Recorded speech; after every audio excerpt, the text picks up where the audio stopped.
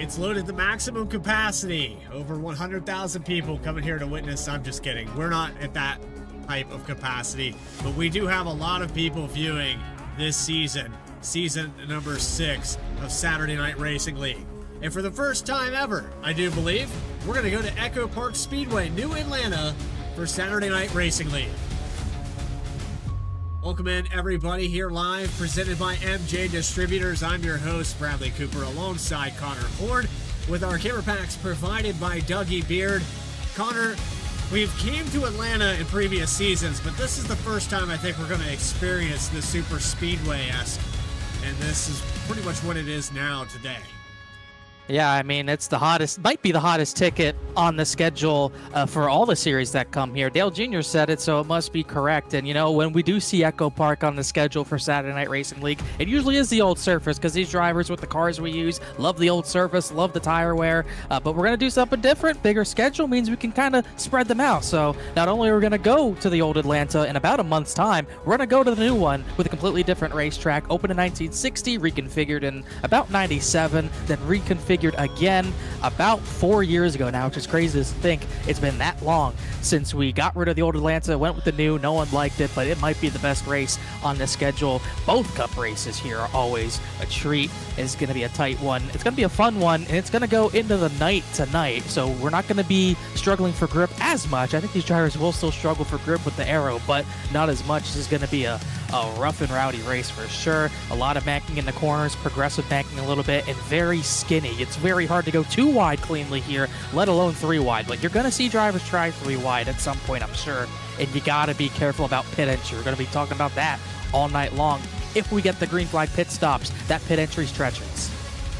Taking a look at the points, Kenny Kimmy takes over the points lead after last week. A lot of the admin team and a lot of drivers that were up in the top 5 in points were not available. They went to Kansas Speedway, so Kenny Kimmy taking it over by 11 points. Bailey Turner, AJ Stravato. You see Jeff Wright, which last week's points leader, has fallen back to 4, 31 points out. Joshua Banks able to finally get into the top 10 after last week, and then it goes all the way back to Max Cost. So it's pretty tight here for the top 20, but I would say that top 3, any one of these drivers could end up the points leader after this week.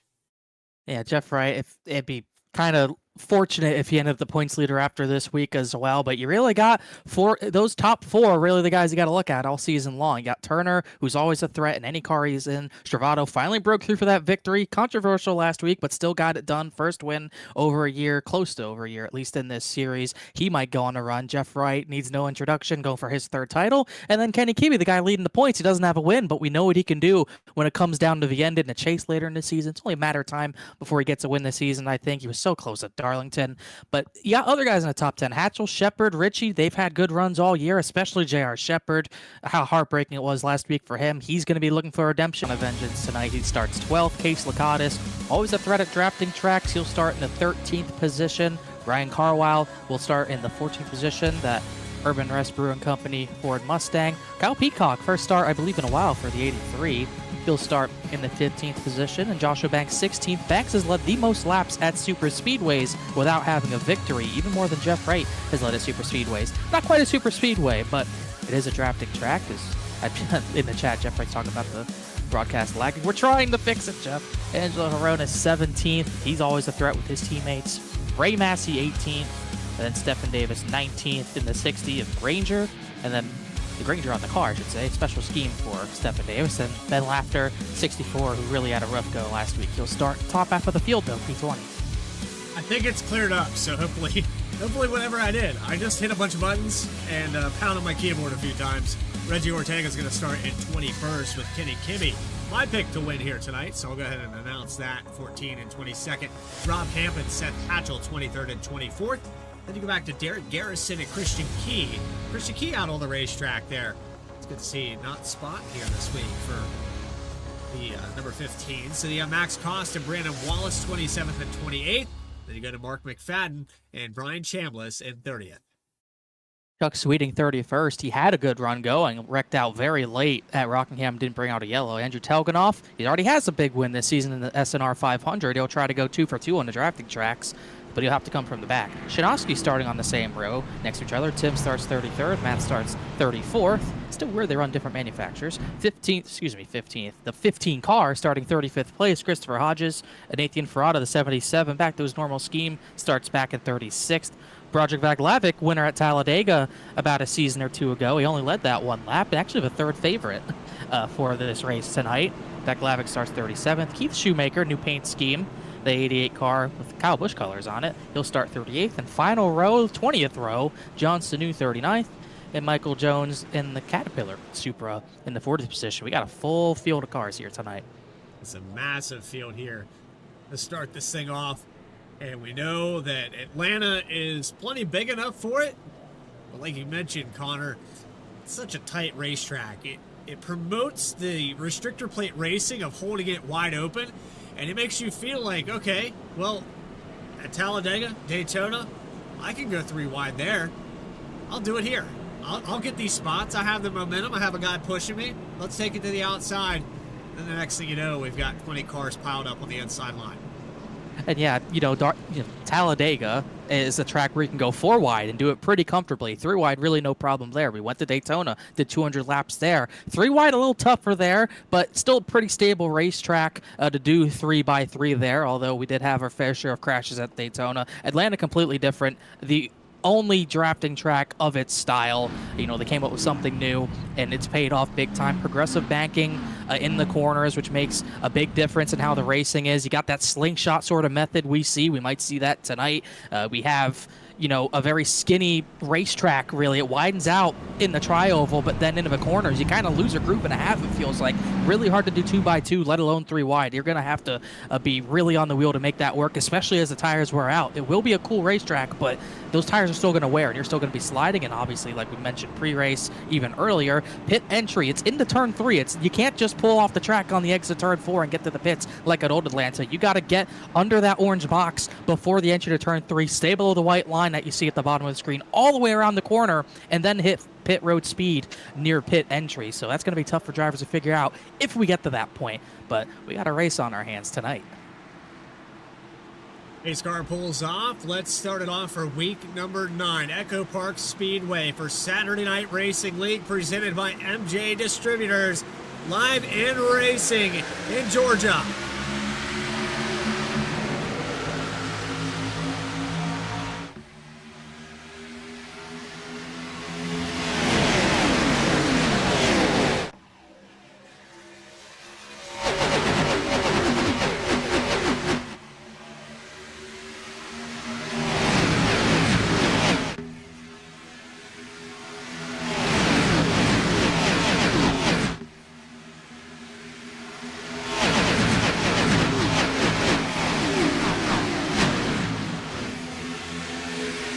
Going to lead lap number 1. Jack Klinger has moved up a position already, getting to the inside of the Elton Stewart. Front rows have not changed at all. Still 2x2, but you can see that inside already starting to get more organized, and that's what we'll see time and time again. Jeff Wright got the pole. He's starting in a pretty good position to be able to lead that inside line. He has his good bud Chad Klinger on his bumper. Then he's got Travado, who's really can't do anything. You're not going to be able to really make moves to the middle or to the top from the bottom because you're going to be pretty pinned down. Not really going to be able to go anywhere with all those drivers taking up the outside lane. It's going to be tight into those corners because you don't really want to give up the middle of the racetrack. You might very well go backwards, but I think at this point of the race, everyone at the front, and really everyone in this race, is going to try to mind their business, try to figure out what the car is going to do, how it's going to build. Is it going to be loose? Am I going to be tight? Am I going to get aero packed into a crash? Stuff like that. The aero is going to play a big factor tonight. We mentioned it there in the pre-race, but pick'em.snrleague.com. Most picked driver Bailey Turner with 11 picks to win this race here tonight. Running back in the 5th position, Austin Belkey won his matchup. And it's also worth mentioning Casey Lakatos was the most picked in the group odd matchups. Of course, this is all for entertainment purposes. Want to establish that again, but it is phenomenal. I don't gamble, Connor, but I did go to DraftKings and compare the website overlay with what they've got going on. and the simplicity is there. They've got all of the things, the information. They've got backstories and statistics for every driver. It is incredible what SNR has done. And again, I just want to plug that real quick. If you want to make your picks, if you enjoy viewing this broadcast, you can also get involved with that. They added the Google Authenticator just this week, so you can log in with that. Yeah, I was going to make my picks, but I couldn't log in. But speaking of simplicity, it doesn't get more simple than just picking the favorite to win. And it's what Bailey Turner is. I mean, he has 4 super speedway wins. Obviously, no one's ever really raced here in this series, but he has 4 victories at this style of racing. So no doubt he is the favorite. Adam Cabot would be the second favorite. I don't believe he made it tonight. So that goes to Broderpack Lavick, winner at Talladega. He's actually the third favorite, plus 1,200 fake odds. Don't gamble real money on this. It's not smart. No one else does it, but very fun feature. Pretty cool. Also got some long shots. Carwile, Shepard, Caleb Weekly, plus 2,500. Huh? Yeah, the elevator move. We're gonna be seeing that all night long. Races or moves like that. I mean, he made that move, but he lost a wasn't ton stable. of ground. No, it was not. It kind of let those top 4 get away. I don't know if we'll get so much momentum breaking up to the point we'll see a breakaway, but it's kind of surprising even this early you see those top 4 get away. Even with that little moment from Weekly, and it was in the trioval, not in the corner really, where he lost that momentum and held people up. And those top 4 were able to get single file because of that moment. But you're going to be seeing aggressive moves like that. You kind of have to be aggressive at this style of racing, this type of track. So that's really not out of the norm for a move someone's going to make later in the race, especially. And it's been a while since I put the camera on this guy, so I'm going to take the opportunity. 40 cars to look through, and I don't even know where he is. I'm looking for him. Christian Key. He's out here on the racetrack. I know he is. Help me out here, Connor. Hey, at the back. Second pack right now, running in about 34th position, side by side with Stephen Davis. Already seen a second pack form. Don't know if we missed a mini incident or whatever, but Matt Shanosky in 28th is kind of leading this second line, who have very early already lost touch with that first pack. So on board with the 28 of Christian Key. Good to see him back out on the racetrack here, but he has the driver that he's typically spotting for. Christopher Hodges just got by on the inside. We'll watch 3 and 4 here. I'm not sure what happened here, Connor, that split this pack up. But yeah, there's about a 4-second difference here. Ashanowski to Andrew Telmanoff. And I really didn't see anything looking back at, something that really happened. It just seemed like there was a few checkups here and there for, other drivers maybe a little bit out of control, but there's a little out of control for Tim Shanosky there off the bumper of Christian Key. But it just seems like these drivers are maybe just not up to speed, a little bit slower right now at this point in the run. And that hurts guys like a Nathan Ferrata, who might have some speed, Chuck Sweeting as well, who just can't get through the field, and they've already lost that lead draft. And this is a track not like Daytona and Talladega. Those tracks, I think anyone can really win.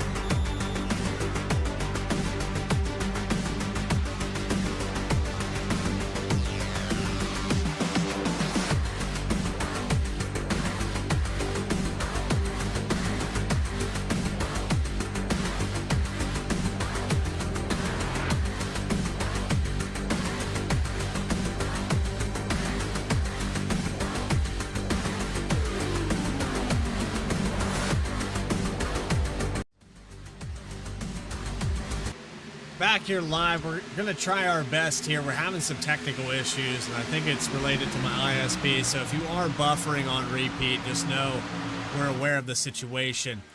But right now, the way it sits, Jeff Wright has led, I believe, 99% of this race. I don't think anyone's actually contested him other than that start, that initial start of the race, and he's been up front. They are splitting away. 4 cars have pulled away from the rest of this pack. You have Ryan Carlisle, J.R. Shepard, Chad Klinger, and Jeff Wright, the top 4. Then Joshua Banks, about half a second back here with Bailey Turner Stravato. This looks like tandem racing in 2011. I'm not sure if we're on the air, but I've at least been able to watch this entirely myself. And honestly, it's the weirdest Atlanta race I've seen. It's not what I expected this to race like. I thought it would be more packed up, but the tire wear has been so severe to the point where every now and then a driver slides and checks up the pack, and the aero games matter a lot. I mean, you're seeing so much spread out. More spread out than I thought we'd see. We've seen lap traffic play a role in this as well, and this is why those top 4 have gotten away. This is why it's so spread out for the top 9. I mean, really, 10th on back is the main pack, led by Ben Lafter, and about 5-6 laps ago while we were away, he had a big moment and a big slide, and he kind of checked up that rest of the pack. I mean, this guy's struggling right now trying to get to the first pit stop. Yeah, and I'm just checking in here to... I know that it's buffering. I'm doing the best that I can. Should catch up here. We'll see how it all turns out. Again, apologies to M&J Distributors, Saturday Night Racing League. It was bound to happen eventually. 6 seasons, and I think pretty much flawless broadcasting up until this point, Connor. So we were due for one. I guess so. It is, you know, that you don't mess with Atlanta, I guess. I mean, they did, you know, ISP gods, whatever. They don't want to see, they want to see the old Atlanta. We'll see it in a month, but just not today. And, you know, at this point, I don't know what's going to happen with the broadcast. I don't know if people can even hear us. I don't know what's going to happen with this race because this almost looks like the Gen 4 race at Dago we saw last year where it got really spread out. We know how that eventually ended with controversial cautions happening, but I don't know what's going to happen. I'm not even sure if we need to pit twice or once. I mean, if you're going to pit twice, you're probably only, there's a crash in the pack this time. Reggie Ortega had a slide. He actually ended up saving it. That was an incredible save. And that's what's been happening, which has been splitting up this lead pack. People having half spins, checking up the pack, has caused all sorts of chaos to happen. Back here on the instant replay. And for a brief moment there, I thought we had cleared up. And then there's that. Just like my ISP, it's saving itself, and then it falls apart again.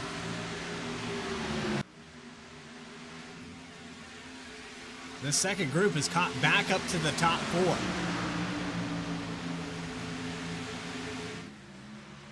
Yeah, I know you've got about these 8 drivers who have pulled away from everyone else because everyone 9th on back is just so strapped for grip right now. And if you're going to 2-stop, you're really right on the number for pitting right now. You'd pit around right now, but if you can get that fuel to last to lap 65, you're going to go all the way, and then who knows what's going to happen with the pit entries. This is right around that window, halfway. We talked about the over and under on cautions. I picked over on this. I figured we would get at least 4. We've been clean and green all the way from the start.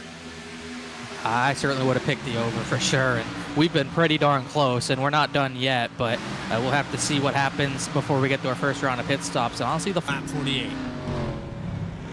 Yeah, got through that crash, and I think is going to be rewarded with the lucky dog, so it works out for him. He started from the pits. That's why he went a lap down, so he's able to get back in this one. And this should definitely, I would think, still be a one-stop race. I don't think you can make it over 80 laps on fuel. So it's going to be not as long of a stretch on tires if you split it in half. I mean, you could just go long or short pit for the fuel. And there was a mini incident on pit road. I thought I saw some drivers with damage there. At least I saw Tim Shanosky in the grass for whatever reason. But everyone kept it straight. Jeff Wright got off the pit lane first. I believe Ryan Carwell is going to get off second. Or maybe it's J.R. Shepard.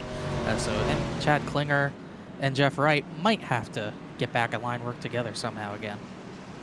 I'm going to take another quick break here and double check and see if I actually found a solution to our problem. But you are watching the Saturday Night Racing League live on VSPEED for the most part. I'll be back right after this.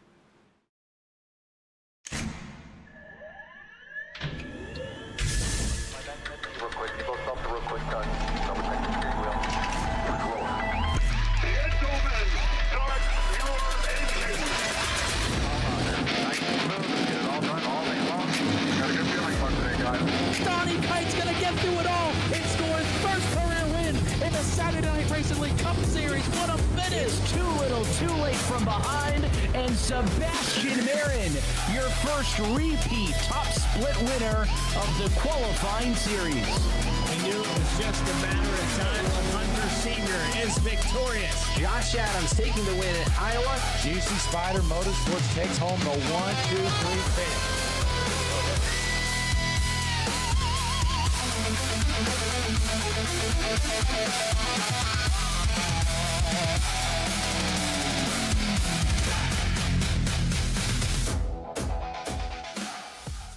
Drivers, start your printers. To keep pace with the ever-changing landscape of marketing and advertising, let Clark Print Shop help you spot the trends and keep you in front of the pack with all your color printing needs.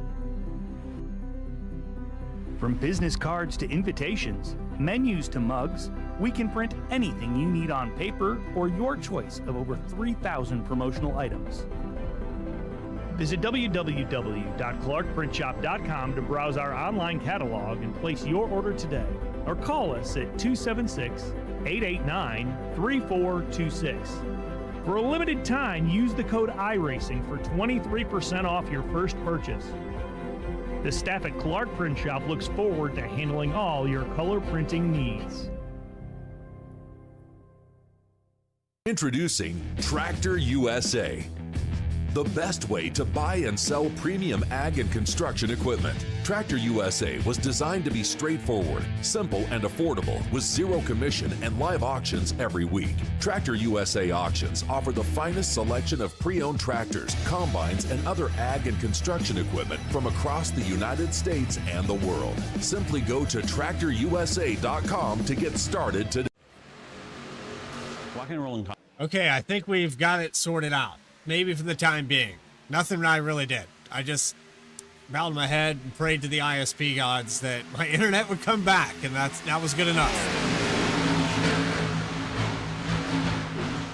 So here we are back live at Echo Park with Jeff Wright. We really haven't missed much. It's been Jeff Wright leading every single lap so far. Yeah, really, it was weird how him and Chad Klinger were able to separate from the rest of the field. I think that's going to be tougher to do because they've got a trio of drivers who are trying to get around them. It's Banks, you got the 24, big slide from Banks there, but you got the 35, 24, 33 all on the line trying to get by Jeff Wright. And they're going to do it, and Jeff Wright doesn't really want to block. I don't think he wants to block this early in the race, but him and Chad Klinger are definitely about to lose control of this race.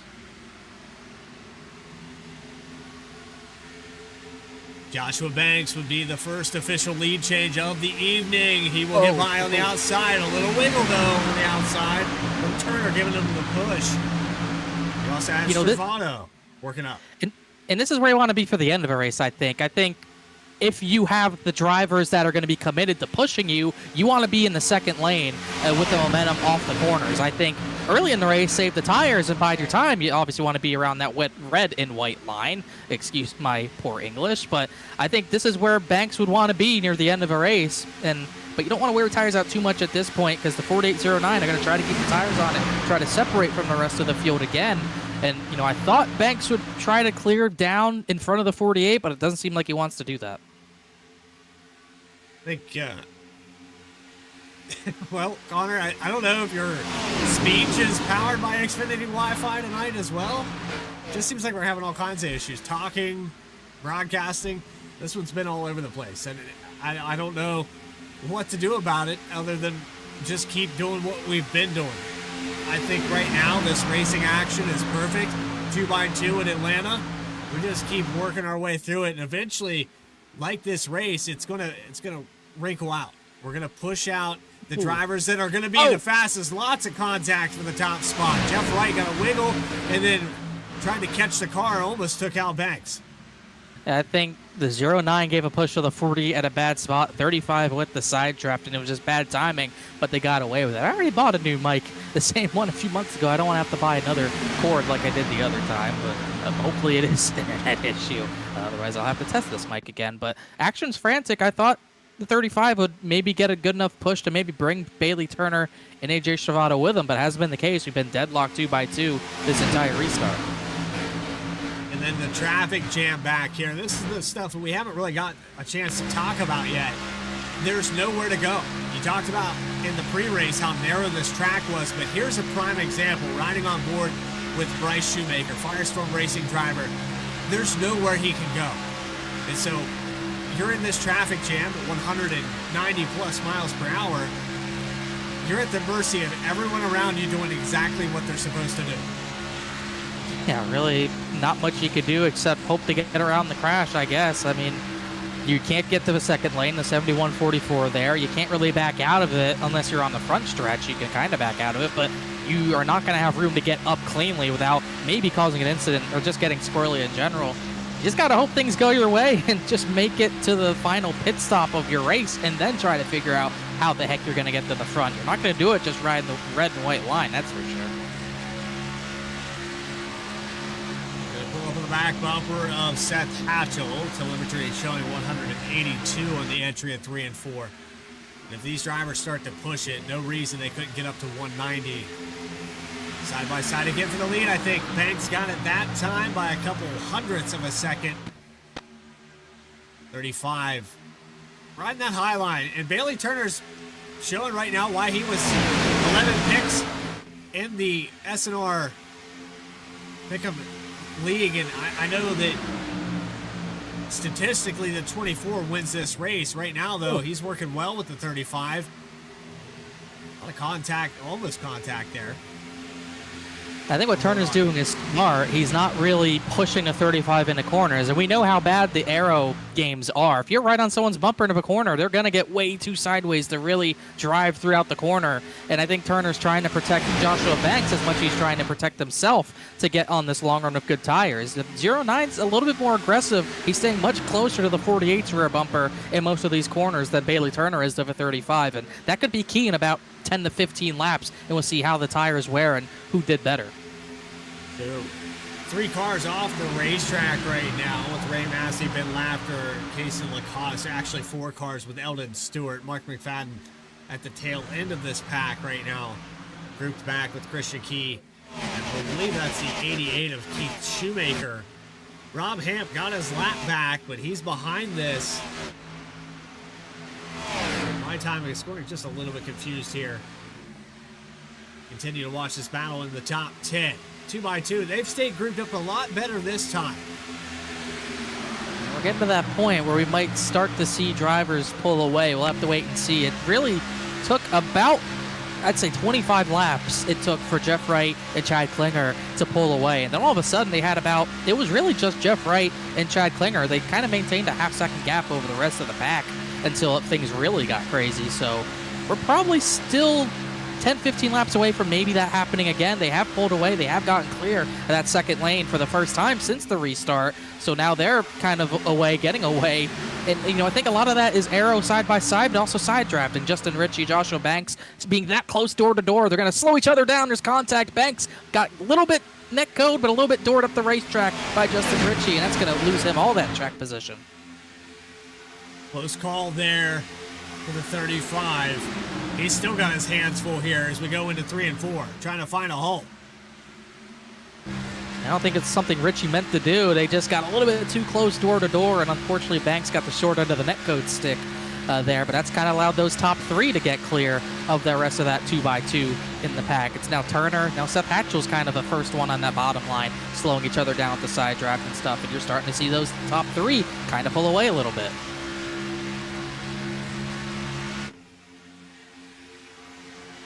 Riding on board with Joshua Banks. Banksy the iRacer on YouTube. You can check out his live feed. First person. Then Laughter in the chat. Tough break here for the 64 car. Yeah, I was joking saying we wouldn't ride along with Banks tonight. I didn't mean it in that way with the issues we've had, but we at least did get an onboard with him, and we've gotten more single file since we left that on board. Turner cleared, Stravato cleared, so now top 5 are clear in front of the rest of the pack. Seth Hatchell so close to joining him, but just can't shake J.R. Shepard, who's inching closer to A.J. Stravato. If you remember, if you're watching last week, who knows what happens if those two are racing for the win tonight. And it's a Hornets S around mid-pack here, around 15th, 16th position. Watching Logan Threlkeld right now on the bottom, inside of Philip Brewer and the 6 of Elliott Butler. Threlkeld making an appearance here in Saturday Night Racing League, riding on board with him now. We're almost thinking about getting the backup producer, the reserve producer in here. Yeah. He's going to keep it on the racetrack. Solidly in the top 15. Seemingly no damage yet, but that can change in a hurry at Atlanta. He's been able to stay up this lead pack, which is kind of a tall task for a lot of drivers who are stuck in the pack. Aero game's pretty bad, so sticking with the lead pack is really part of the journey until you get to the green flag pit stop sequence. You just need to stay in touch, and that's what Threlkeld's trying to do right now, as are so many others behind him, like Matt Chinosky, Caleb Weekly, Hodges, Sanu, so many others just trying to tag along and not wear the tires out to the point they lose this lead draft. See up there on the outside, the 2 car who had a heck of a save earlier, recovered back to the 17th position. We watched Reggie Ortega 90 degrees off the exit of turn 3. Thought for sure he was going to lose that car. Ended up having a caution a little bit later. But how many times have we seen that here tonight where a driver gets a bad push even on a straightaway? I mean, these bumpers with this update didn't change the bumpers. They just don't line up that well. So if you bump someone just a little bit wrong, they're going to be way sideways. And if you hit them really on the right rear or left rear, you're probably turning them. So have to be so careful with bump drafting, especially here. You don't really have a lot of time to do it like you do at Daytona or Talladega that have long straightaways and stable tri-ovals. You really get 1 or 2 chances to bump draft, and then you have to lift off, not aero pack that driver. It's a tough thing to do here. It's a different strategy. I'd say it's a different way to push completely compared to the other tracks, and some drivers are learning on the fly tonight. Bailey Turner moved to the outside, got up in front of AJ Stravato, Seth Hatchell. Joshua Banks back into the groove now around the 9th position. Kenny Kibbe starting to chip away some spots, up 12. Biggest mover of the race so far, up 19 spots. And that will go to Andrew Telganoff in the 3. And he just got a bad bump. Whoa. Kyle Still Peacock. working on it.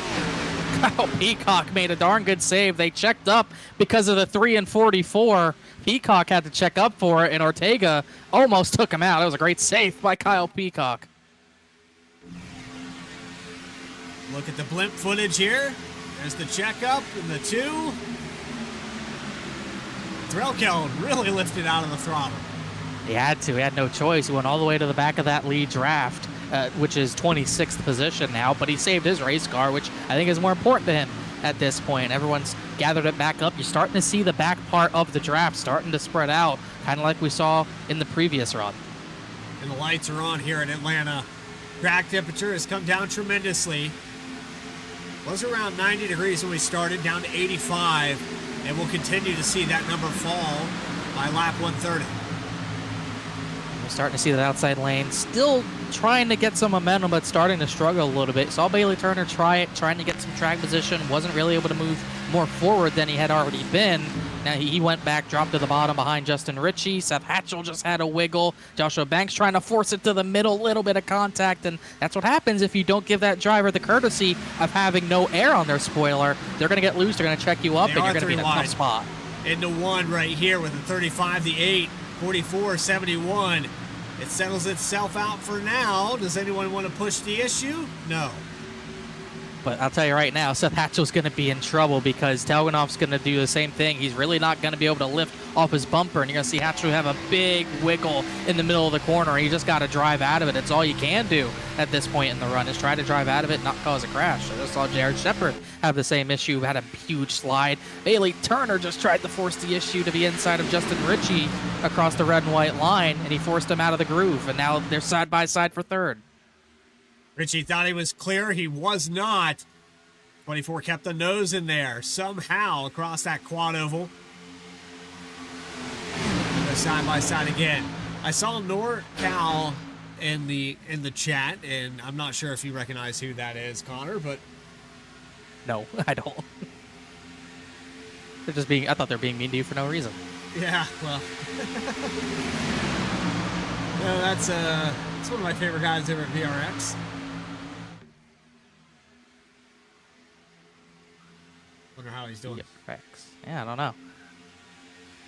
It seems like he's not doing good. He's not doing this broadcast, apparently. I mean, you know, understandable. It's getting really tight in the middle of the pack right now. You got drivers on older tires starting to fade. The drivers who saved their tires trying to get to the front, and it's causing a big stack up right around that 7th to 8th position right now. Oh, shout out Brian Hennings there, I'll say. Yeah, I mean, I had no clue. I had no guess. They are really mixing it up back there. Holy cow, they're 3 wide. That was Peacock in the middle of that. Ferrata, he started way at the back. He's in this mix. And I think it's tire degradation at this point. Everything's falling apart for these guys that are trying to run the outside line. They're realizing it now. Bottom's where you want to be. Yeah, it's hard to make any moves. I thought with the cooler temps, we might not see as much spread out, as much of this race spread out, and we might see the outside line still be pretty good. It just doesn't seem to be the case. If you run too much up there, you're going to really wear your stuff out, and it seems to be the case for a lot of drivers. 33-24, not too bad. Jarrett Shepard is really struggling. Joshua Banks has struggled a little bit, but I think a lot of that is he's been stuck behind this 98.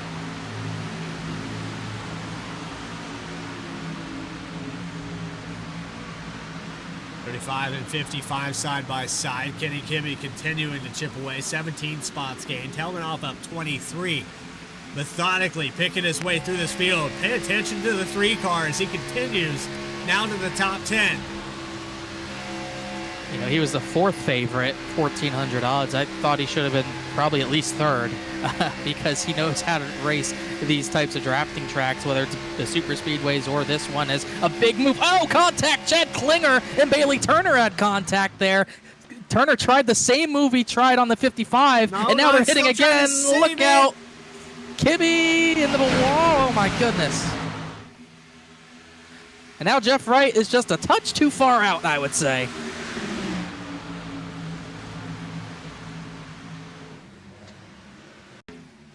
I can't believe they even got away with that.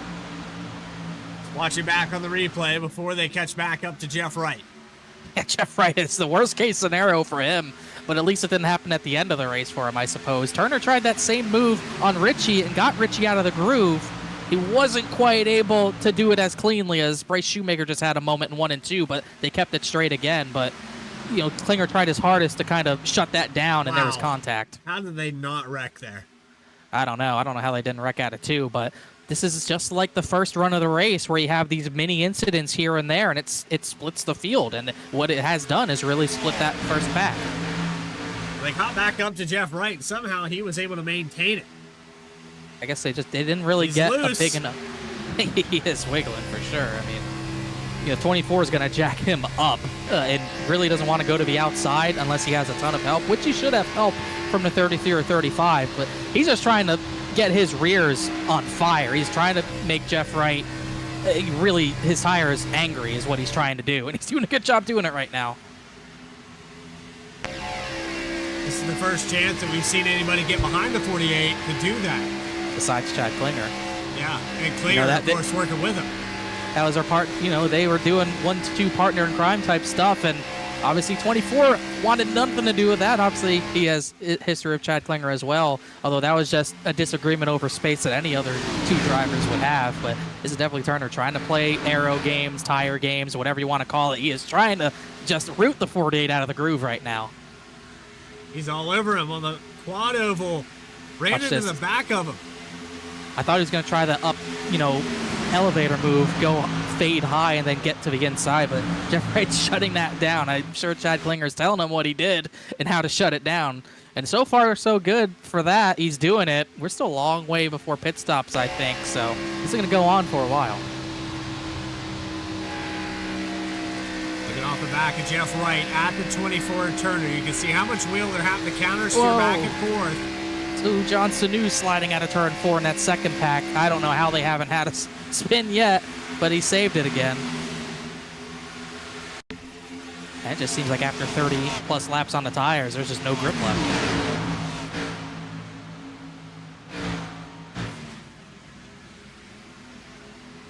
Wow. It's another good save. A lot of good saves. This is the highlight reel of saves here tonight. And I apologize that we haven't gotten to see all of them, but we are back live in full force. If you're enjoying tonight's action, hit subscribe. Saturday Night Racing League goes live at 10 p.m. Eastern every Saturday night, all the way to August here. Every single one. Every single one. I think we have one night off from here on out. 4th of July week and Mother's Day, per my sources, and my source is Sim Racer Hub. I'll take it. I'll put it up on the screen. There. That works too. Mother's Day. Ah. Thanks for reminding me. That's coming up.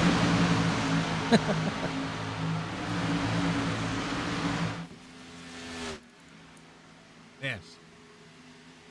It's been a roller coaster of racing here. It's been a roller coaster on the broadcast. Highs and lows. Roller coaster of emotions. Yes. And we are still not done because these guys are all over the place. I mean, I don't think anyone has any grip left right now. I mean, the 35 is walking up the racetrack because the 09's on his bumper. The 48 is having to pedal the throttle so much because of the 24 being all over his bumper. And you still got about 12 other drivers in this lead pack. And you're also seeing that 15th, that second pack, 15th on back, starting to gain back to the leaders a little bit. Watching back the second group you just mentioned, it's Seth Hatchell leading that pack with Reggie Ortega giving the push. They've single filed out. They've all chose to run the bottom here. A couple drivers deeper in there that are kind of splitting out, trying to get clean air on the nose, probably because of that loose condition. But watching Reggie Ortega last time by for Seth Hatchell, it was a 31.964. That's not quite fast enough. We had just had a change for the lead. This is the first time. I did not expect this. But the 35 and 09 working together past the 48. Rob Hamp had a slide, but he was at the back. He saved it. But, yeah, that inside line started to check up a little bit. I think Jeff Wright's tires are really starting to hurt to the point where he can't really get through the corners fast enough, and that outside lane's prevailing at this point in the run a little bit more than it was in the middle section. Trying to hold on to that car as best he can. 35 is going to take the bottom line. Philip Brewer in the 44 on the outside. And Joshua Banks had led a few laps early on this restart, but this is really the first time anyone besides Jeff Wright has controlled that inside line. Just a matter of how long that lasts, because now you got Chad Klinger trying to lead that outside line around. And he's got Philip Brewer pushing him. Whoa, big wiggle. Klinger loose again. Scratch that. Oh my goodness, he got so sideways right on the middle of the exit of 2, and he did a good job catching it. Philip Brewer is now sliding into turn number 3. You just don't want to lead that line if you don't have the tire for it. Goodness. And that's 3 wide. Oh man, this is sketchy. Give me in the middle. This is unbelievable stuff, and this is going to be tight 3 wide. You do not want to be 3 wide on old tires here, especially with Klinger arrow packing the guy in the middle. Got to give us some room, and he did. Gibby's still in the middle down the backstretch. I mean, we talk about track position matters. Philip Brewer, he doesn't want to be up there, that's for sure, but he does not want to give up that track position. These guys are all over the place. Look at this. Oh. Contact. More contact. And look what it's doing to those top 6. It's letting them pull away a little bit. Yeah. Devinoff's trying to get clear here. Oh, got loose again. Wiggle. Oh, this is good stuff.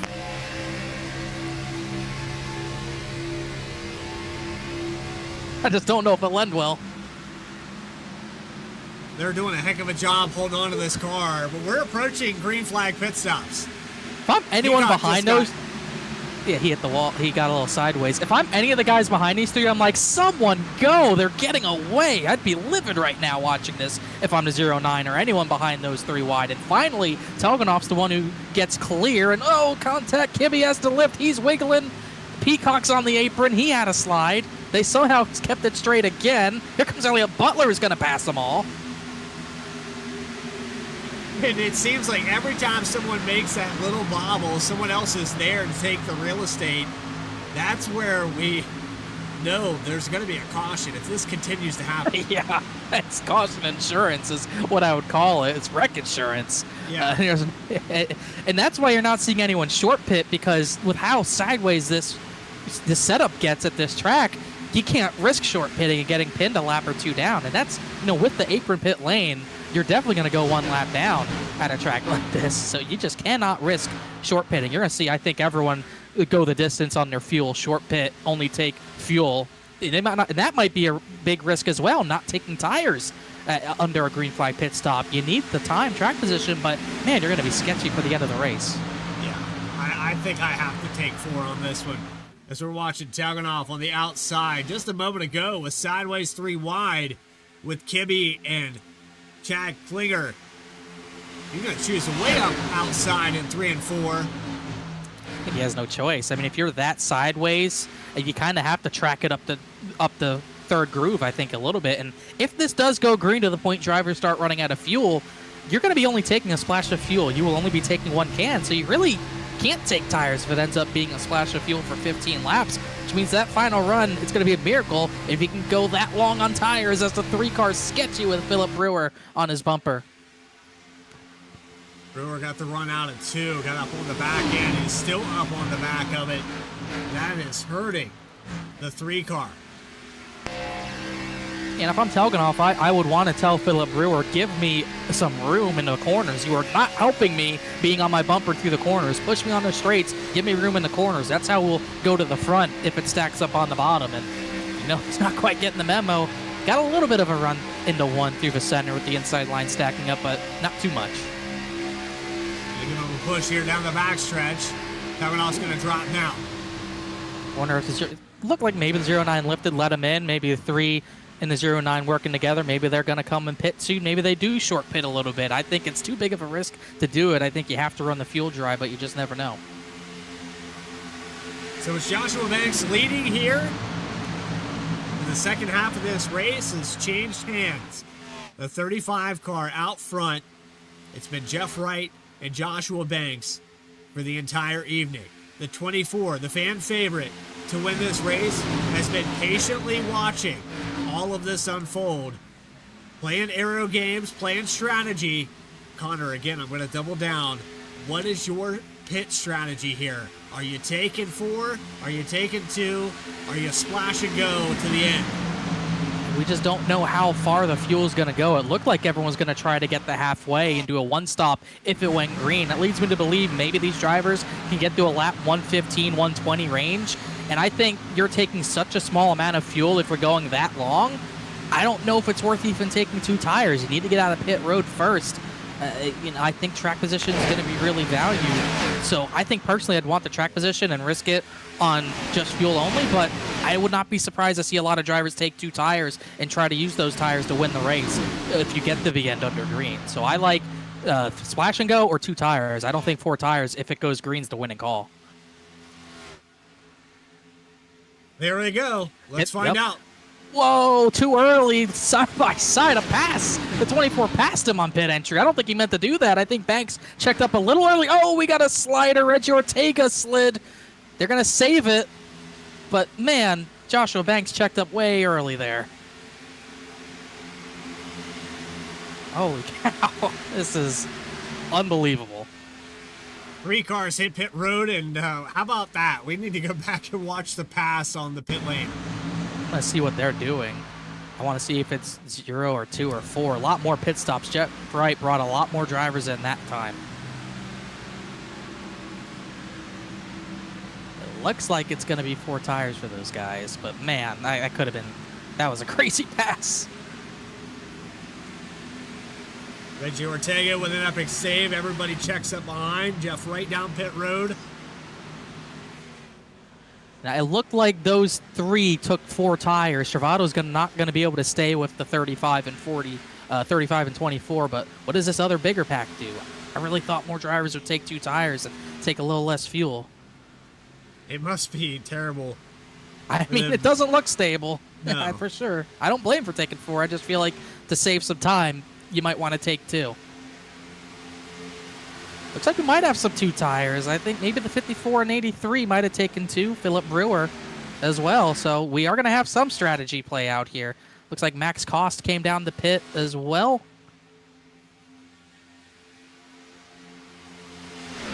Gonna stay out another lap here for Shepard. Justin Ritchie, Kenny Kibbe, the top three. I think I'd bring it down next time. Bye, Connor. Yeah, I think you're going to be giving up a lot of time by staying out this much longer. 31.8 right now, and fresher tires, 4 tires, are going to be about 0.6, 0.7 of a second faster. Especially if they can get hooked up on the draft. Jeff Wright would be Parada. about 2 seconds. No, it's about a second here. Bailey Turner and Joshua Banks. Ferrata down pit road. He overshot it, but his right sides went over the white line. I think he's going to get a penalty for that.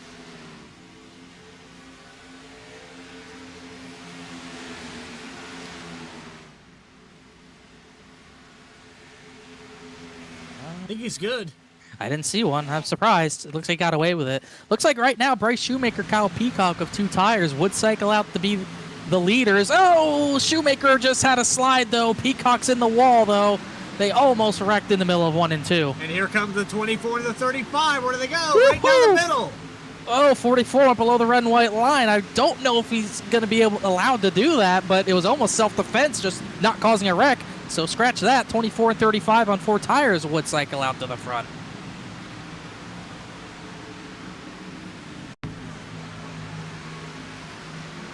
Look at that move. That was crazy. I mean, they had to. They cannot break momentum right now. They need to have as big of a gap as possible, and they're doing a good job doing that. Let's go up here with the 83 and the 54. There's the 54 getting loose. Peacock goes to the wall to avoid it. And then off of turn 2. This move right here. You don't have off-track admin, so I don't think you can really do anything about the 44 doing that. And it was really just avoiding a wreck. I mean, he had no chance to go to the middle. If he lifts, it's going to be a tough situation because he's got drivers behind him. I think if there's an off-track admin, he gets penalized, but there's not much he could do there, I don't think. Well, Justin Ritchie sliding. He hasn't pit yet. That's going to slow down that pack. This is crazy. This is officially crazy.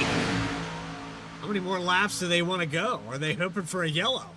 I think they're trying to get a yellow, trap some drivers a lap down at this point. And I don't blame them for doing it. You just don't really want to be the yellow. It would leave a sour taste in a lot of drivers' mouths. And they would trap a lot of drivers a lap down if they can catch one. They have 16 drivers only on the lead lap. Turner, Banks, all those guys still trapped the lap down. But no chance they can make it on fuel. Shepard, Kibbe, Carlisle, Threlkeld, and Chambliss, the top 5. Winding down the laps. It's about a full second difference here for the 4-tire drivers. Bailey Turner running a 31.358. Last time by Shepard, a 32.165. Yeah, I think the only way these guys cycle to the front is with a yellow. Even if they go long, take the tires, and get like a green-white checkered situation, I don't think those tires are going to get them through the pack on a restart. So I think they've already stayed out. These 10 have stayed out too long at this point. But, you know, if they end up racing the drivers who pit and end up causing a crash, it would work in their favor. And you're starting to see some strategies clash. You have seen Jeff Wright and Chad Klinger catch up to the 35 and 24, and that would be the battle for the victory right now. Based off the numbers we're seeing, of course, your pick here, the SNR League. Bailey Turner, 11 picks here tonight. Casey Lakatos, who actually had the most picks in the duel. The Groupon matchups, and Austin Belke against Brian Den with 17 picks. And I don't believe Brian Den is on the racetrack. No. So that one will not count. But Tim Shanoski with a speeding penalty. Here comes 48-09. They got the V outside of Joshua Banks, and now Bailey Turner's kind of on an island here. 09 hit the wall, though. That's going to ruin Jeff Wright's help, but they're side by side for the lead with traffic right in front of them. Well, would be for the lead, excuse me. I was very confused there for a moment. And Jeff Wright blinked out. Lost connection. Oh, my goodness. Here comes some drivers in the lead pack pitting. Chuck Sweeting and Angelo Horonis pit. And all of a sudden, the battle for the lead, what would be the lead, excuse me, it would cycle out to be the lead, but Jeff Wright is out of this race.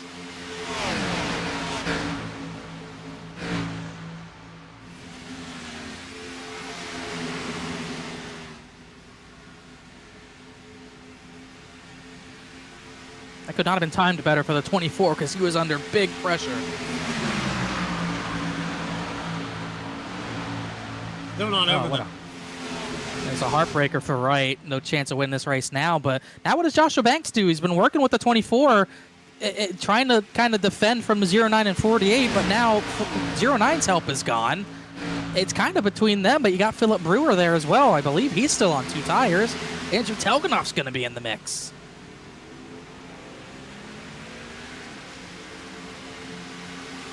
Well, I know I picked Kimmy, but I also picked Telganoff. And he's probably the best odds that I have now at this point. Here comes the pit stops again. Threlkeld's in, Hatchell's in, Richie's in, drifting on the apron. They get it woed down, though.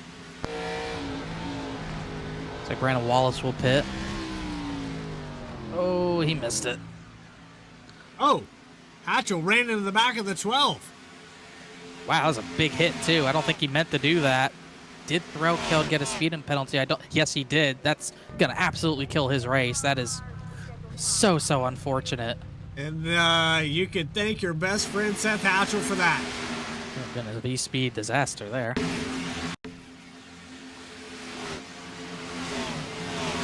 Here comes the rest of the field. Shepard, Kibbe, Carwell, Weekly. So they could really only go 65 laps. So if it had gone green, it was going to be chaos. But they have no choice but to bring it down now.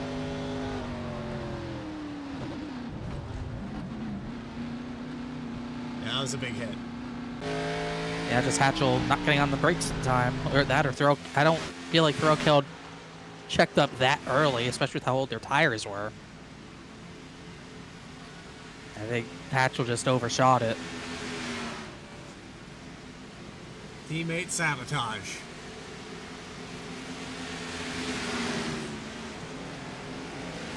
So that's going to net race the lead to Bailey Turner here with 15 to go. Chandler's finally pits. We know he likes to stretch fuel at Atlanta.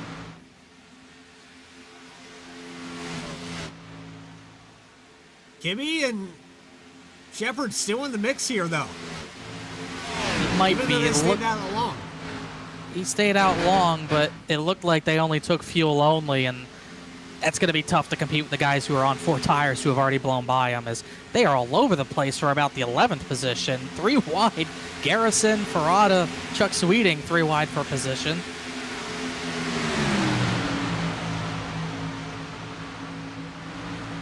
Garrison on the outside concedes that spot. Ferrata falls back to 10. Caleb Weekly on fuel only here in the middle of it. Telganoff got the 3rd, got to be inside of Philip Brewer. Maybe he's going to have something for those 2 at the front who have controlled this race. He's got the 09 behind him. They've worked well together tonight. And I don't believe the 35 and 24 are going to work together. I don't think on the final lap they will. I think until the white flag, they might a little bit. 35 trying to block the 3. He got into the 24. Now Telganoff got to be inside. You know Chad Klinger's going to work against him. 35 shuffled out. Not much he can do here either. I mean, the grip with the 4 tires is on the bottom. Low contact, 3-0-9, but he side drafted. He pulled Telganoff back on that right rear quarter panel. This is what Bailey Turner would love to see for the next 12 laps.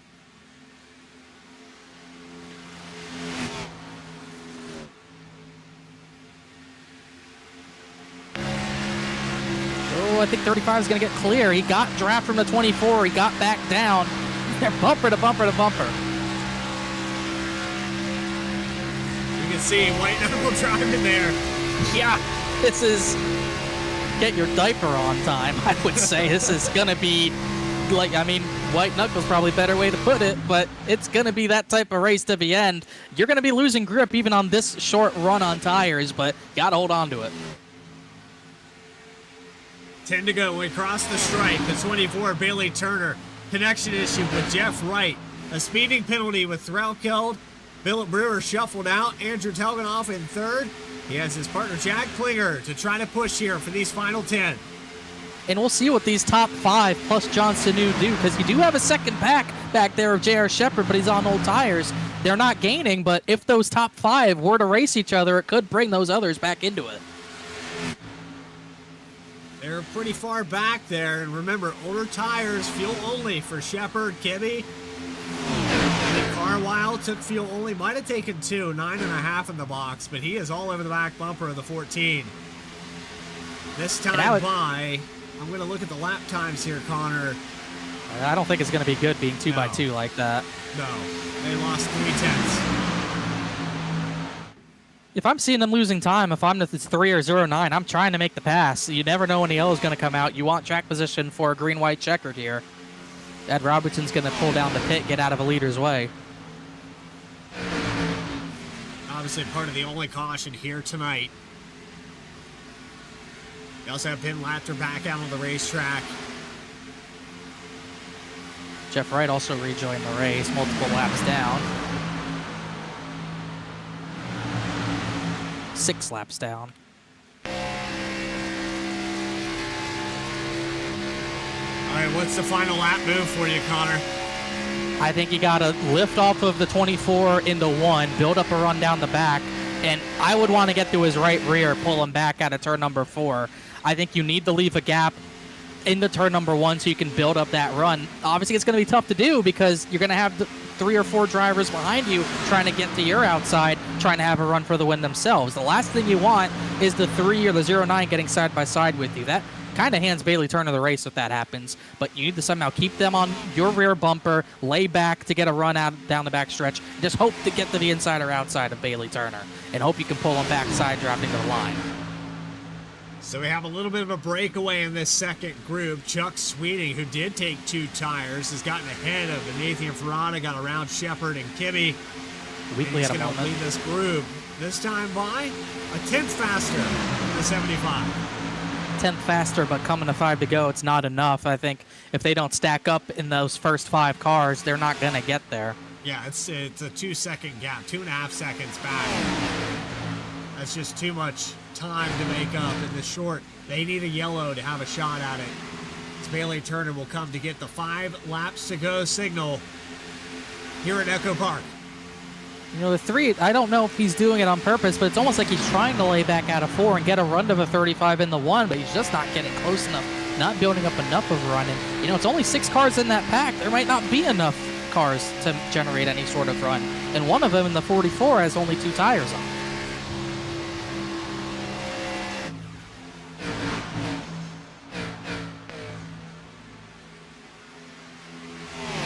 4 to go. Crossing the stripe on the quad oval.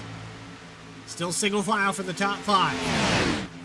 You're starting to see the 35. Banks is getting all over the rear bumper. He was giving Bailey Turner room the rest of this run. He's starting to aero pack him big time, but problem is Telganoff's doing the same thing to him, and he got to the outside, and Chad Klinger's going with him. Will this pay off? Is it too early? I mean, I think you got to go at some point. You can't just sit behind the 35 forever.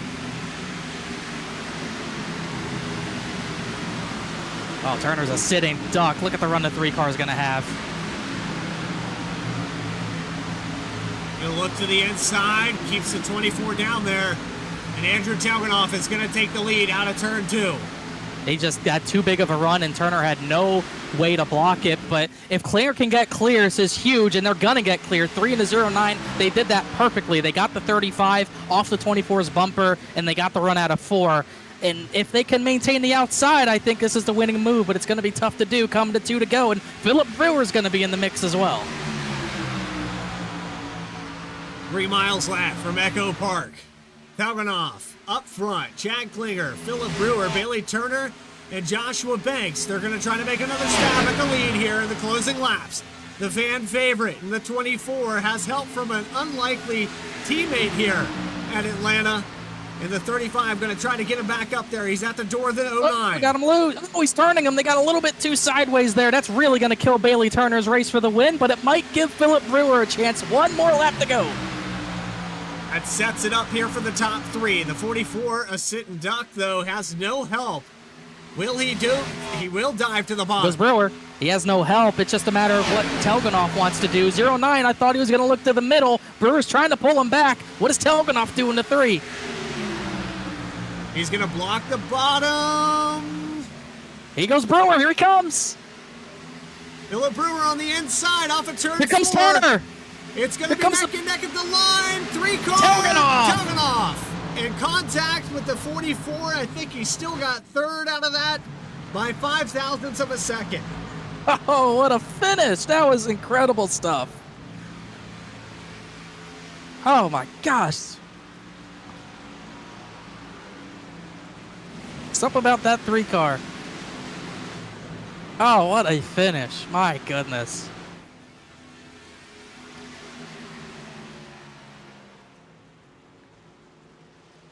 That's as good of a race and a finish I've seen at this track with this car. I mean, that was incredible.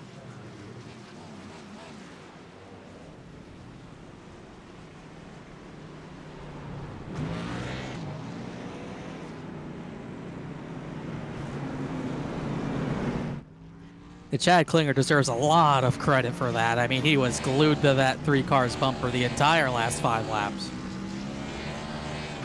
Got the win at Daytona, now proving another super speedway style race.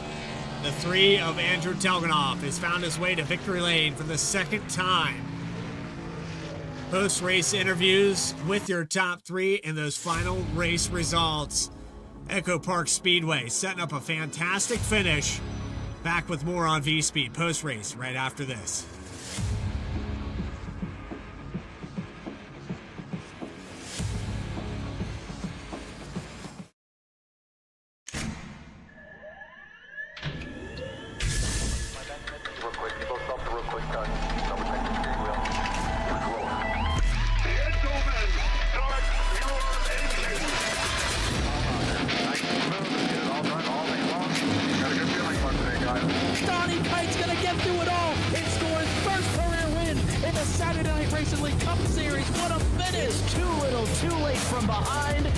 Sebastian Marin, your first repeat top split winner of the qualifying series. We knew it was just a matter of time when Hunter Sr. is victorious. Josh Adams taking the win at Iowa. GC Spider Motorsports takes home the 1-2-3 finish.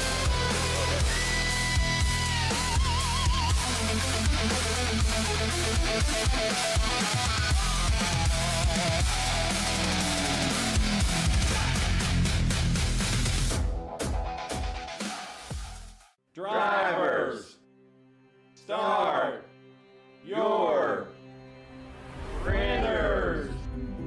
To keep pace with the ever-changing landscape of marketing and advertising, let Clark Print Shop help you spot the trends and keep you in front of the pack with all your color printing needs. From business cards to invitations, menus to mugs, we can print anything you need on paper or your choice of over 3,000 promotional items. Visit www.clarkprintshop.com to browse our online catalog and place your order today, or call us at 276-889-3426. For a limited time, use the code iRacing for 23% off your first purchase. The staff at Clark Print Shop looks forward to handling all your color printing needs. Introducing Tractor USA, the best way to buy and sell premium ag and construction equipment. Tractor USA was designed to be straightforward, simple, and affordable with zero commission and live auctions every week. Tractor USA auctions offer the finest selection of pre-owned tractors, combines, and other ag and construction equipment from across the United States and the world. Simply go to tractorusa.com to get started today. Rock and Rolling Costume started when my son Reese was born with cancer. So when I was 3 years old, I got my first wheelchair. And he wanted to be Wall-E for Halloween that year. And so I knew you couldn't buy a costume to go on a wheelchair at that time. So I knew I had to build one. My dad ended up building a Wall-E costume out of a Dell computer box. When we were all finished, he loved it. We took pictures of it and shared it on social media. So many people started sharing it that we started getting requests from people we didn't know. In 2015, we decided to build them for other kids because people were asking, hey, can you build them for my kid? So we started the nonprofit organization, Walking and Rolling Costumes, and we build costumes for kids all over the nation, free of charge to the families.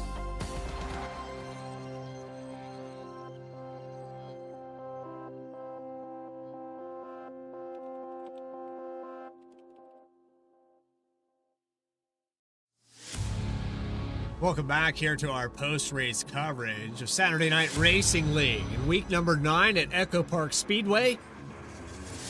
Amazing race. Very loose race car. And it's Andrew Telganoff. It finds his way to victory lane for the second time this season. If you see any of these drivers listed that are out of order, I apologize for that. We did have to leave the session. We had some technical issues to start this broadcast off. It cleared itself up, and I want everyone to know I did absolutely nothing to fix that. It was all in the hands of Xfinity here tonight. So, just like the Xfinity drivers used to say, O'Reilly's Auto Parts is better. Anyway, Jack Klinger and Philip Brewer, the top 3. Bailey Turner is going to get 4th position with Joshua Banks in 5th. There's your top 5. Those drivers rode up there in the top 10 all evening. Chuck Sweeting, and I believe gained a lot of positions. I don't think Chuck Sweeting took a time here tonight, so regardless if this starting position is correct or not, plus 25, that's incredible for Chuck Sweeting. So I do have the telemetry a little bit correct here. And Nathan Ferrata is going to finish out here in 7th. He is the biggest mover with the Clark Print Shop's Biggest Mover Award going to the 77. Derek Garrison going to finish in 8th. Ryan Carwile and Jared Shepard.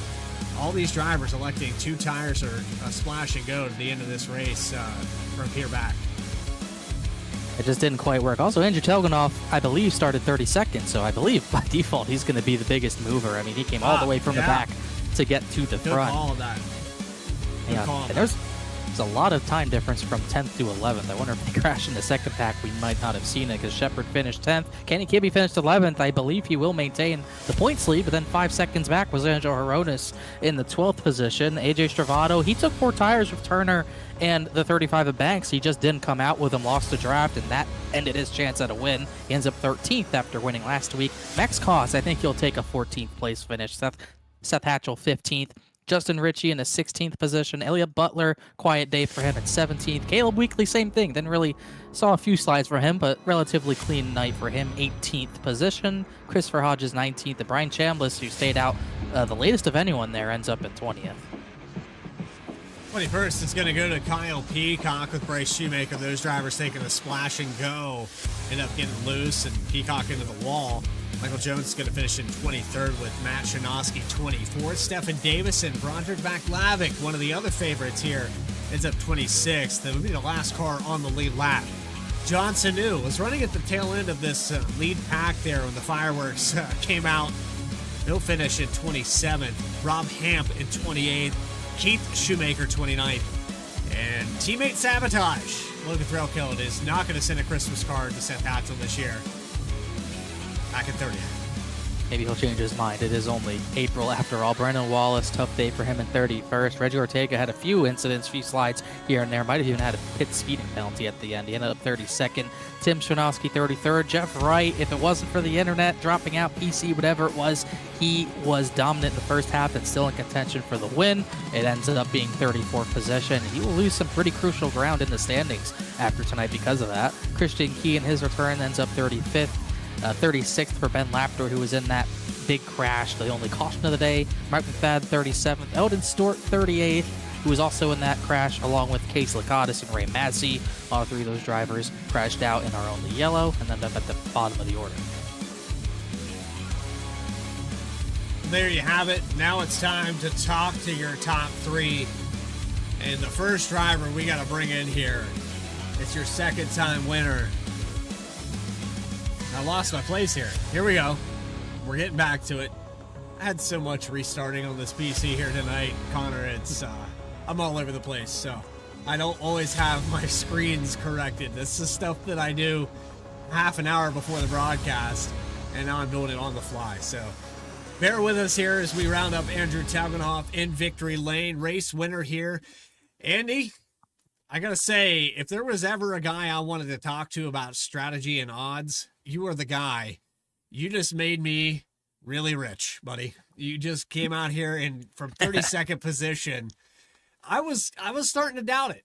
To come that far back with a car that was handling this poorly after 15 laps, how did you do it? Yeah, man. We just had to bide our time starting back there. Feel the car out. The car was really good in dirty air. Obviously I didn't see too much clean air till the end there, and that thing handled. That was just wild there at the end. Yeah, like I said, we just had to bide our time, hit our marks on the pit stops, and then get up there with the teammates, who were up there, Jeff and Chad. I just expected more cautions. I was just gonna hang out and ride, and just saving my tires really is what I was doing. I mean, yeah, some guys wanted to save fuel throughout the race, but I just felt like saving tires would be the better thing. And that very first run, long run we had, the tires definitely prevailed. But as we got closer to the front, it got a lot more difficult. Handling became more of a challenge, because you're trying to keep up with the, Bailey and AJ and them guys. Banks, hats off to them guys for a good race. But yeah, man, didn't expect to be here. I'm glad we won you some money, so we might have to celebrate a little later. Yeah, I'm kind of lost of words. I think my teammate told me, yeah, man, you led 3 laps, and I'm like, hell yeah, 3. That's all that matters, man. That's perfect, really. And the only thing missing is one position back in qualifying. Then you just have the trifecta, if we would call it that, with 3s all the way across the board. Now, let me ask you this. You talk about slicing and dicing your way through the field. The handling was poor in the back. But did you expect to get to the outside of the 35 and watch Chad Klinger go with you on that final 2 laps?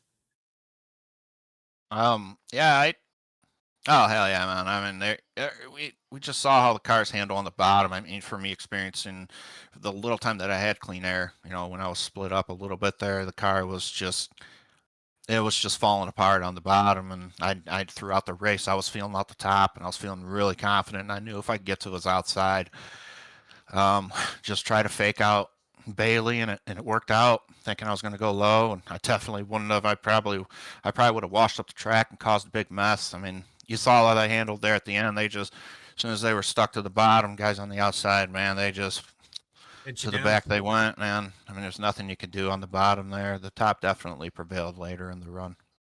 It looked phenomenal. Well done, well crafted. Fantastic drive from 32nd position all the way to lead the final 3 laps. Anybody you want to shout out while we have Absolutely. Chad Klinger, first and foremost, for the big push there at the end. If it wasn't for him, I probably wouldn't be in this position.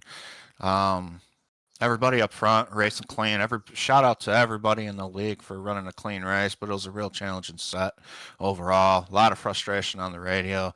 But like I said, I just had to bide our time, and can't end this one without thanking M&J Distributors, Walking and Rolling Costumes, FireStorm Racing, 29 Graphics, Clark Print Shop, and Juicy Spider Studios, and of course you guys up here in the booth with VSPEED. It's been an honor again to talk to you in victory lane, and I gotta also thank the guys that run the league, Jeff, Reggie, Brian, Chad. You guys do a phenomenal job, and that's a wrap.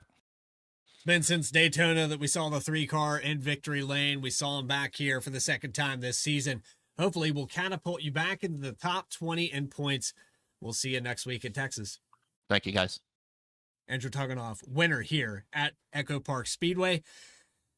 That brings us to our second place finisher, the guy that pushed him there, Chad Klinger. Had his hands full all night. You put Jeff Wright up front. You put Andrew Taugenoff up front. The 09 was the friendliest car. I'm pretty sure that you painted that red and white line here on the racetrack tonight. You made sure that everybody on the bottom was going to fall back, and you did your job to make sure that whoever was in front of you got to the front. Yeah, that's good and bad for me to be a pusher like that. It puts me in a bad situation later on in the race to not win the race, but I I am friendly. I will help teammates out as much as possible. Running the first part of the race was, well, it was hotter, so you want to kind of hug the line and save tire as much as possible. So yeah, we did that really well until that first caution came out. And then, yeah, later on in the race, it kind of got more gripped up. But if you were leading one of the lines, it was really loose out there. Chad, I'm going to quote you later on when you go back and watch this broadcast that you are friendly. I want you to channel that energy and know that it was beyond my control here tonight. We had a lot of problems, and it looked like there was a lot of issues on the handling of this car as well. The highs and lows of the broadcast compared to the highs and lows in this race, it seemed like at no point did you guys actually have control of these cars. You were just sliding around and hoping for the best 90% of the time. Yeah, like I said earlier, if you were leading one of the lines, the leader was wrecking loose. Multiple times, I was either leading the outside lane or inside lane, or a car dropped down in the corner. And once you get that clean air, it just hooks it and wants it to spin out. So if you were not behind a car, it was super difficult to kind of keep it under yourself. I'm surprised you only had one caution. I've heard that a lot of people were having issues and almost spun out, but it was a mean car tonight, that's for sure. Finally, Chad, you put it up here in the podium. You ran in the top 10 all night long. We had a connection issue with Jeff Wright. I assume that's what it was that blinked him out there for long enough that iRacing had to eject him from the session. But again, fantastic drive. You kept the car up front in the clean air, kept it out of trouble. Is there anybody you want to shout out? Yeah, first of all, I want to shout out you guys at VSPEED. You guys do a great job every week broadcasting. I want to thank all our sponsors: Clark Print Shop, Choosy Spider, M&J Distributor with Joshua Banks, Bryce Shoemaker, and FireStorm Racing. They have helped us out as well. Walk and Roll Racing as well, and all the drivers that show up every week. We can't do this without them as well. So it has been a rough couple weeks, but this hopefully is in the right direction for us. And it was a great race overall. But yeah, thanks to all them. Jack Klinger, second place, started in third. Was the best pusher on the racetrack tonight. I think we need an award for that at these super speedways. Chad. Yeah, exactly. The Sherwin-Williams guarantee here tonight. Sherwin-Williams guarantee you'll be pushed to the front and I won't pass you, apparently. Yeah. Well, we appreciate you coming up here and talking to us. Thank you. Have a good night. And finally, that brings us to our third place finisher up on the podium. Connor Horn has caught up with Philip Brewer, and I believe his first podium over here in a minute, and 44 car down the pit road. And I got him, and it is his first podium top 3 visit in a while, maybe ever. If not ever, it's been a while. And I believe, looking at the stats, it might be your first top 3 finish. And it's kind of weird to think that, Philip. You've had close calls, close to victory, maybe none closer than today. And obviously, you're at a little bit of a rubber disadvantage. Did you need a little bit more tire? Was 4 tires the difference between you getting first or third? It might have been, but honestly, I kind of felt better on 2 tires than I did 4. The car wasn't nearly as loose, and I felt pretty gripped up. It definitely seemed pretty gripped up there, and you're able to have a little bit of grip left, a little bit of life left in those right side tires. You got to the inside of the 09 and then the inside of a 3. What more did you need to get to the line first? Oh, maybe some help earlier. Bailey got there, but it was just too late at that point. I mean, the only reason I was able to even get to the 3 was just being the leader. You get so freaking loose, you got to check up a lot, but then you get a big run off the corner. So, yeah, I mean, just more help at the end, but it is what it is. I'm really happy with a 3rd, especially at a super speedway, because I'm generally not good at them. And you definitely did a good job tonight, regardless of what the track record is. And this puts you up to, I believe it keeps you ninth in the standings. I don't know if it's a glitch on my end, but it seems like there was not much movement in the standings tonight. You sit ninth in points. You're 57 points back of the lead, and you've strung together all of a sudden 2 top 5 finishes in a row. And that's your sixth in your league history. So 2 in a row has got to feel pretty good. You got some momentum on your side right now. It definitely does. I felt like I had speed at the beginning of the year, but I was just getting caught out by cautions, or I'd do something stupid on pit road and my finish was not as good as my speed. But finally starting to figure it out and put finishes together. So, I mean, my only goal is to make playoffs. Other than that, I don't really care. And we'll see what happens once you get to the chase playoffs, whatever you want to call them. And it's kind of funny. Your last top 5 before last week was at Echo Park, the old version. We go there later in the season. So all of a sudden you've strung 3 top 7 finishes in a row. So you're definitely on a row. Congrats on a good top 3. So close. You finished sideways top 3. You got on our cameras for doing that as well. So that's pretty good, Philip. Anyone you want to thank or shout out? I just want to shout out the field. Firstly, because I did not expect the race to be that clean. Shout out to all my FireStorm teammates. I always enjoy racing with them, and a lot of fun at super speedways working with them. Definitely. And shout out to Bradley for the Grippo scheme. Shout out Appreciate it, Bradley. Philip. Indeed. I was about to say, someone else has got to get a shout out, surely. And Bradley was the one. But it does pretty good looking scheme. It almost looked good in victory lane, so close. But a great finish for you, Philip. And we didn't think it was going to be clean either. So that was a surprise to us as well. But thanks for talking to us. Good run today. We'll see you next week. Thanks, guys. Yes, sir. Yeah, I was wondering if because you mentioned grip several times, and I was just seeing grippos across the hood and thinking of that the whole time. I'm like, yeah, I could see that. That's a great paint, but I'm biased. So, but that was another great race. And Connor, we've been treated to quite a few. And just last week with the finish, there was a lot going on there with Servato and Shepard at the end of that one. I don't think we've seen the end of it. I don't think we've seen the end of that. I think when the time comes, they will clash at some point again. But this was, you don't really have a chance to get any sort of payback here. You're kind of, with how sideways the car was, you said it at the end of the race. It was white knuckle racing. You didn't take a break. It's not like Daytona or Talladega. You could take a break a little bit there. You can't do that here, really. You have to be always on guard. I mean, you have to be absolutely on the wheel, on the throttle, controlling everything. You cannot take a break, and we saw that tonight. I don't know how we only had 1 caution because it was so all over the place, had so many half spins. And then on top of all the crazy racing we were seeing, it came down to strategy as well. I mean, we saw all sorts of strategy. We saw splash and goes, we saw 2 tires, but we saw 4 tires is what ultimately prevailed. But Philip Brewer, 2 tires almost got there. I think if more people took 2 tires, that was still the play. But hey, can't complain that 4 tires worked. The extra grip definitely made a difference. And it came down to kind of teamwork. I mean, we saw the 09 and the 48 work together. Then the 24 and 35 took control of the race. And then the 09 lost the 48 and he teamed up with the 3 and they got it done. It was a perfect pass by them to get by, and so close for Philip Brewer. But that's one of the best races I think we've had this season. I did not expect it to race the way it did, but I'm glad it did. It was incredible. Hope you can join us next week on May the 2nd. I can't believe it's May already. 10 p.m. Eastern Time, week number 10 at Texas Motor Speedway. But that's going to do it for us here in the booth. If you enjoyed tonight's broadcast, make sure you hit that subscribe button. You'll never miss a single race. For Connor Horn, my co-commentator, Adam Baker, for everything he does in the background, also broadcasting Tuesday nights, Morgan Cook and Eddie Smith. Shout out to Eddie Smith. Hope to hear from him soon. This is Bradley Cooper saying so long from Echo Park Speedway. Plenty of racing left to be done. We're only, I would say, just past that halfway mark in the season. Take care, everybody. Stay tracking.